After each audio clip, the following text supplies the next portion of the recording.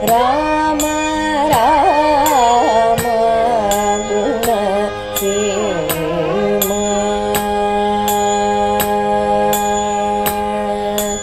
ರಾಮ ರಾಮ ಗುಣ ಸೇಮ. ರಾಮಾನುಜಾಯ ನಮಃ. ಲೋಕಾಭಿರಾಮಂ ರಣರಂಗಧೀರಂ ರಾಜೀವನೇತ್ರಂ ರಘುವಂಶನಾಥಂ ಕಾರುಣ್ಯರೂಪಂ ಕರುಣಾಕರಂತಂ ಶ್ರೀರಾಮಚಂದ್ರಂ ಶರಣಂ ಪ್ರಪದ್ಯೆ. ಕೂಜಂತಂ ರಾಮ ರಾಮೇತಿ ಮಧುರಂ ಮಧುರಾಕ್ಷರಂ ಆರುಹ್ಯ ಕವಿತಾಶಾಖಾಂ ವಂದೇ ವಾಲ್ಮೀಕಿಕೋಕಿಲಂ. ಹೇಮಾದ್ರಿ ನಿಭಗಾತ್ರಾಯ ಸೀತಾಶೋಕ ವಿನಾಶಿನೇ ರಾಮಾಂಘ್ರಿ ಸೇವಕಾಯ ಸ್ಯಾದ್ ಆಂಜನೇಯಾಯ ಮಂಗಳಂ. ತಸ್ಮೈ ರಾಮಾನುಜಾರ್ಯಾಯ ನಮಃ ಪರಮಯೋಗಿನೇ ಯಶ್ರುತಿ ಸ್ಮೃತಿಸೂತ್ರಾಣಾಂ ಅಂತರ್ಜರಮಶೀಷಮತ್. ಶ್ರೀರಾಮ ಜಯದ ಕಡೆ ನಡೆಯುತ್ತಿದ್ದಾನೆ. ರಾಮ ಇರುವ ಕಡೆ ಜಯ ನಿಶ್ಚಿತ. ಜಯದ ಪ್ರಭೆ ಎಲ್ಲ ಕಡೆ ಪ್ರಸರಿಸ್ತಾ ಇದೆ. ಎಲ್ಲ ವಾನರರು ಉತ್ಸಾಹದಿಂದ ಕೂಡಿದ್ದಾರೆ. ರಾಮನ ಅನುಮತಿ ಪಡೆದು ಸುಗ್ರೀವ ತನ್ನ ಸೇನೆಗೆ ಆಜ್ಞೆ ಮಾಡಿದ. ನೀವೆಲ್ಲ ರಾತ್ರಿ ಲಂಕೆಗೆ ಲಗ್ಗೆ ಹಾಕಿ ಬೆಂಕಿ ಕೊಳ್ಳಿಗಳನ್ನು ಹಿಡ್ಕೊಳ್ಳಿ, ಎಲ್ಲ ಕಡೆ ನುಗ್ಗಿ ಎಲ್ಲ ಕಡೆ ಈ ಕೊಳ್ಳಿಯಿಂದ ಸುಡ್ತಾ ಬನ್ನಿ ಅಂತ ಸುಗ್ರೀವ ವಾನರರಿಗೆ ಆಜ್ಞೆ ಮಾಡಿದ. ಸೂರ್ಯಾಸ್ತಮಾನ ಆಯಿತು. ರಾತ್ರಿ ಸ್ವಲ್ಪ ಕತ್ತಲಾಯಿತು. ಬೆಳಗಿನ ಜಾವದ ಸಮಯದಲ್ಲಿ ಸಾವಿರಾರು ವಾನರರು ಬೆಂಕಿಯ ಕೊಳ್ಳಿಗಳನ್ನೆಲ್ಲ ಹಿಡಿದು ಲಂಕೆಗೆ ನುಗ್ಗಿಬಿಟ್ರು. ರಾಕ್ಷಸರೆಲ್ಲ ಭಯದಿಂದ ಪಲಾಯನ ಮಾಡ್ತಾ ಇದ್ದಾರೆ. ವಾನರು ಆಗ ರಾಜಮಾರ್ಗಗಳು ಸಣ್ಣ ಸಣ್ಣ ಸಂದುಗಳಿಗೆಲ್ಲ ನುಗ್ಗಿ ಎಲ್ಲ ಕಡೆ ಬೆಂಕಿ ಇಡ್ತಾ ಇದ್ದಾರೆ. ಈ ಬೆಂಕಿಯಿಂದ ರಾಕ್ಷಸರು ವಾಸ ಮಾಡ್ತಾ ಇದ್ದಂಥ ಮನೆಗಳೆಲ್ಲ ಭಸ್ಮ ಆಗ್ತಾ ಇದೆ. ಎಷ್ಟೋ ದೊಡ್ಡ ದೊಡ್ಡ ಉಪ್ಪರಿಗೆಗಳೆಲ್ಲ ಭಸ್ಮ ಆಗ್ತಾ ಇದೆ. ಅಲ್ಲಿದ್ದಂತಹ ಚಂದನ ಮುಂತಾದಂಥ ಪರಿಮಳ ದ್ರವ್ಯಗಳೆಲ್ಲ ಇತ್ತಲ್ಲ, ಅದೆಲ್ಲ ಬೆಂಕಿಯಲ್ಲಿ ಸುಟ್ಟು ಸುತ್ತಲೂ ಸುವಾಸನೆಯಿಂದ ಆ ವಾತಾವರಣ ಕೂಡಿದೆ. ಮಲಗಿದ್ದವರೆಲ್ಲ ಗಾಬರಿಯಿಂದ ಎದ್ದರು. ತಮ್ಮ ತಮ್ಮ ಮಕ್ಕಳನ್ನು ಎತ್ಕೊಂಡ್ರು, ಓಡಿ ಹೋದರು. ಎಲ್ಲ ಕಡೆ ಜ್ವಾಲೆಯಿಂದ ಬೆಂದ ಭೂಮಿಯಂತಾಗ್ಬಿಡ್ತು. ಇಷ್ಟರಲ್ಲಿ ಅತ್ತಲಾಗಿ ರಾಮಲಕ್ಷ್ಮಣರಿಬ್ಬರು ಬ್ರಹ್ಮಾಸ್ತ್ರದಿಂದ ಮುಕ್ತರಾಗಿ ತಮ್ಮ ಉತ್ತಮವಾದಂತಹ ಧನುಸ್ಸುಗಳನ್ನು ಕೈಗೆತ್ತಿಕೊಂಡು ಮುಂದಕ್ಕೆ ಬರ್ತಾರೆ. ರಾಮ ವಿಜಯರಾಮನಾಗಿ ದರ್ಶನ ಕೊಡ್ತಾ ಇದ್ದಾನೆ. ರಾಮ ತನ್ನ ಧನುಸ್ಸಿನ ಟೇಂಕಾರವನ್ನು ಮಾಡಿದ. ಅದು ಎಲ್ಲ ಕಡೆ ಪ್ರತಿಧ್ವನಿಸ್ತು. ಲಂಕೆಯಲ್ಲಿರುವಂಥ ರಾಕ್ಷಸರೆಲ್ಲರಿಗೂ ಎದೆಯಲ್ಲಿ ನಡುಕ ಶುರು ಆಗಿಬಿಡ್ತು. ರಾಮ ತನ್ನ ಬಾಣದಿಂದ ಲಂಕಾ ದ್ವಾರಗಳನ್ನೆಲ್ಲ ಪುಡಿ ಮಾಡಿಬಿಟ್ಟ.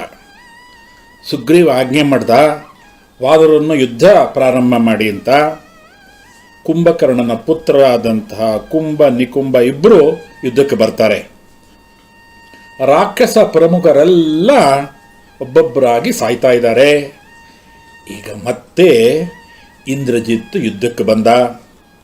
ಯುದ್ಧ ರಂಗದಲ್ಲೇ ಅಭಿಚಾರಿಕ ಹೋಮ ಪ್ರಾರಂಭ ಮಾಡ್ದ. ಇದರಿಂದ ಲಕ್ಷ್ಮಣನಿಗೆ ತುಂಬ ಚಿಂತೆ ಆಯಿತು. ರಾಮನನ್ನು ಅನುಮತಿ ಕೇಳಿದ.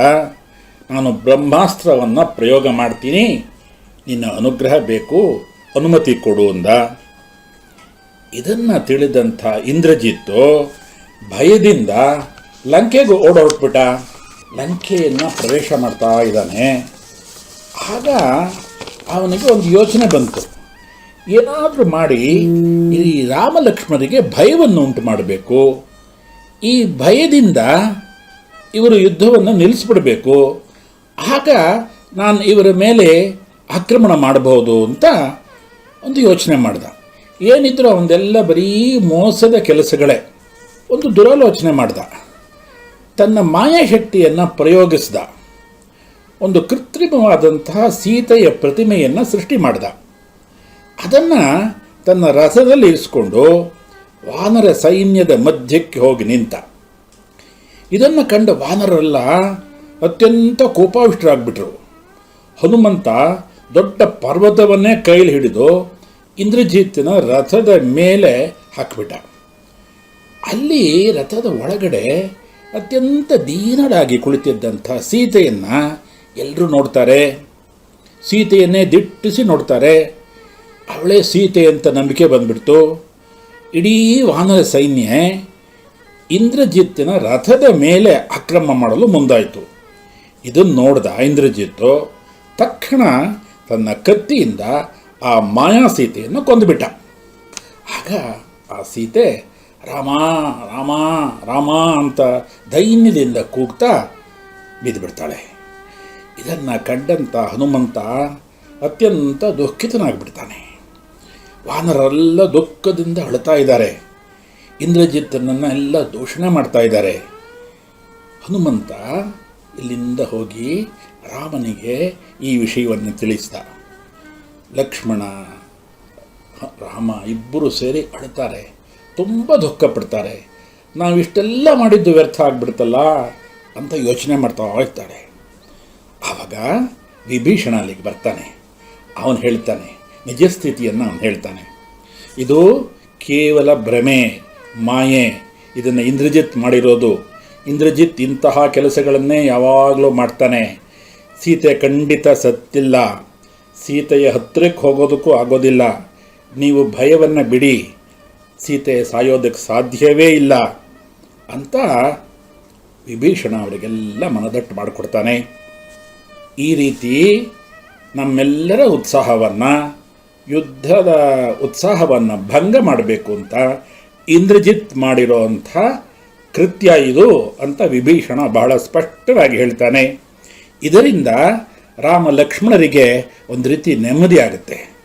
ಆಮೇಲೆ ವಿಭೀಷಣ ಹೇಳ್ತಾನೆ, ನೋಡು, ಇವತ್ತು ರಾತ್ರಿ ಅವನು ನಿಕುಂಬಿಲೆ ಅನ್ನುವಂಥ ದೇವಸ್ಥಾನಕ್ಕೆ ಹೋಗ್ತಾನೆ. ಅಲ್ಲಿ ಒಂದು ಅಭಿಚಾರಿಕ ಹೋಮ ಮಾಡ್ತಾನೆ.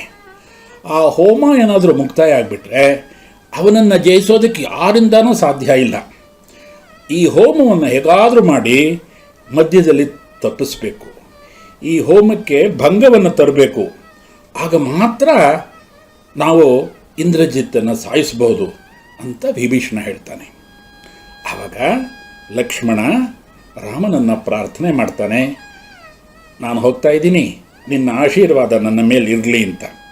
ವಿಭೀಷಣ ಅವನೆಲ್ಲರನ್ನು ಕರ್ಕೊಂಡು ಆ ದೇವಸ್ಥಾನದ ಕಡೆಗೆ ಹೋಗ್ತಾನೆ. ಆ ದೇವಸ್ಥಾನವನ್ನು ತೋರಿಸ್ತಾನೆ. ಇಲ್ಲೇ ಒಳಗಡೆ ನೋಡು, ಅವನಿಲ್ಲಿ ಹೋಮ ಮಾಡ್ತಾ ಇದ್ದಾನೆ. ನೀನು ಬ್ರಹ್ಮಾಸ್ತ್ರವನ್ನು ಸಿದ್ಧಪಡಿಸ್ಕೊ. ಅವನು ಹೊರಗಡೆ ಬಂದ ತಕ್ಷಣ ಬ್ರಹ್ಮಾಸ್ತ್ರವನ್ನು ಪ್ರಯೋಗ ಮಾಡಿಬಿಡು ಅಂತ ಹೇಳ್ತಾನೆ. ಎಲ್ಲರೂ ಆ ದೇವಸ್ಥಾನದ ಕಡೆ ಹೋಗ್ತಾರೆ. ದೇವಸ್ಥಾನದ ಸುತ್ತಲೂ ರಾಕ್ಷರ ಸೇನೆಯೆಲ್ಲ ಇಂದ್ರಜಿತ್ತಿನ ರಕ್ಷಣೆಗೆ ನಿಂತಿತ್ತಲ್ಲ, ವಾನರೆಲ್ಲ ಹೋಗಿ ಅವ್ರನ್ನೆಲ್ಲ ಸಾಯಿಸಿಬಿಟ್ರು. ಒಳಗಿದ್ದಂಥ ಇಂದ್ರಜಿತ್ತಿಗೆ ಏನಾಗ್ತಾ ಇದೆ ಅಂತಲೇ ಗೊತ್ತಾಗಲಿಲ್ಲ.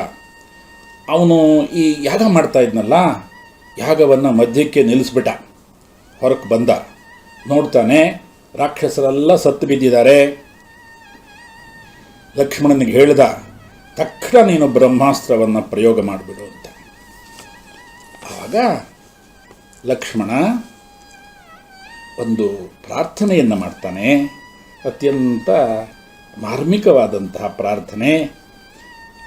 ಈ ಬಾಣ ಯಾವ ರೀತಿ ಹೋಗಬೇಕು ಅಂದರೆ, ದಶರಥ ಕುಮಾರನಾದಂತಹ ಶ್ರೀರಾಮ ಧರ್ಮಸ್ವರೂಪನಾಗಿ ಸತ್ಯವಂತನಾಗಿ ಇದ್ದ ಪಕ್ಷದಲ್ಲಿ ಈ ಒಂದೇ ಒಂದು ಬಾಣ ಇಂದ್ರಜಿತ್ತನ್ನು ಕೊಲ್ಲಬೇಕು ಅಂತ ದಿವ್ಯಾಸ್ತ್ರವನ್ನು ಪ್ರಯೋಗ ಮಾಡ್ದ. ಧರ್ಮಾತ್ಮ ಸತ್ಯಸಂಧಶ್ಚ ರಾಮೋ ದಾಶರಥಿರ್ಯದಿ ಪೌರುಷೇಚ ಅಪ್ರತಿದ್ವಂದ್ವ ಶರೈನಂಜಹಿ ರಾವಣಿ. ಈ ಶ್ಲೋಕ ರಾಮಾಯಣದಲ್ಲೇ ಮಂತ್ರ ಶ್ಲೋಕ ಅಂತ ಅನ್ನಿಸ್ಕೊಂಡಿದೆ. ಈ ಶ್ಲೋಕ ಶ್ರೀರಾಮನ ಇಡೀ ಚಾರಿತ್ರ್ಯವನ್ನೇ ಪ್ರತಿಬಿಂಬಿಸುತ್ತೆ. ಲಕ್ಷ್ಮಣನಿಂದ ಬಿಡಲ್ಪಟ್ಟಂಥ ಐಂದ್ರಾಸ್ತ್ರ ಇಂದ್ರಜಿತ್ತನ ತಲೆಯನ್ನು ಕತ್ತರಿಸ್ತು. ಇಂದ್ರಜಿತ್ತಿನ ವಧೆ ಆಯಿತು. ರಾಕ್ಷಸರೆಲ್ಲ ಭಯದಿಂದ ಓಡಿ ಹೋದರು. ಕೆಲವರೆಲ್ಲ ಅಲ್ಲಲ್ಲೇ ಔತ್ಕೊಂಡ್ರು. ವಾನರರೆಲ್ಲ ಅತ್ಯಂತ ಸಂತೋಷದಿಂದ ಕುಣಿದಾಡ್ತಾ ಇದ್ದಾರೆ. ಪ್ರಕೃತಿಯೆಲ್ಲ ನಿರ್ಮಲ ಆಯಿತು. ಇದನ್ನು ಕೇಳಿದಂಥ ರಾಮ ಲಕ್ಷ್ಮಣನನ್ನು ಆಲಿಂಗ ಮಾಡ್ಕೊಳ್ತಾನೆ. ಅವನಿಗೆ ತುಂಬ ಸಂತೋಷ ಆಗುತ್ತೆ. 14 ವರ್ಷಗಳ ಕಾಲ ನಿದ್ರೆ ಮಾಡದ ಒಬ್ಬ ಜಿತೇಂದ್ರಿಯ ಇಂದ್ರಜಿತ್ತನ್ನು ಸಾಯಿಸೋದಕ್ಕೆ ಸಾಧ್ಯ ಆಯಿತು. ಹೀಗೆ ಎಲ್ಲರೂ ರಾಕ್ಷಸರೆಲ್ಲ ಒಬ್ಬೊಬ್ಬರಾಗಿ ಸಾಯ್ತಾ ಇದ್ದಾರೆ. ಸುಶೇಷನ ಏನು ಮಾಡ್ದ ಅಂದರೆ ಸಂಜೀವಿನಿ ಮೂಲಿಕೆಯನ್ನೆಲ್ಲ ತೆಗೆದುಕೊಂಡು ಬಂದ, ಲಕ್ಷ್ಮಣನ ಮೂಗಿಗೆ ಹಿಡಿದ. ಇದರಿಂದ ಲಕ್ಷ್ಮಣನಿಗೆ ಶರೀರದಲ್ಲಾದಂಥ ಗಾಯಗಳೆಲ್ಲ ಮಾಗ್ತು. ಮುಂದಿನ ರಾಮಕಥೆ ನಾಳೆ. ಲೋಕಾಃ ಸಮಸ್ತಾಃ ಸುಖಿನೋ ಭವಂತು. ಶ್ರೀಮತೆ ರಾಮಾನುಜಾಯ ನಮಃ.